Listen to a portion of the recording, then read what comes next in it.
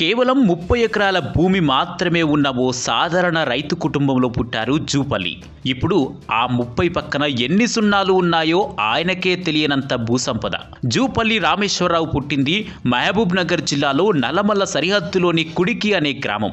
Real estate నుంచి cement తయారీ, విద్యుత్ ఉత్పత్తి, కన్సల్టెన్సీ, విద్య, మీడియా సహా అనేక ఇతర రంగాలలో వ్యాపారాన్ని విస్తరించారు. వ్యాపారం వేగంగా అభివృద్ధి చెందడంతో ఆయన మీద అవినీతి ఆరోపణలు మొదలయ్యాయి. ఆయన ఆస్తులపై 2019 సంవత్సరంలో సిబిఐ దాడులు నిర్వహించింది.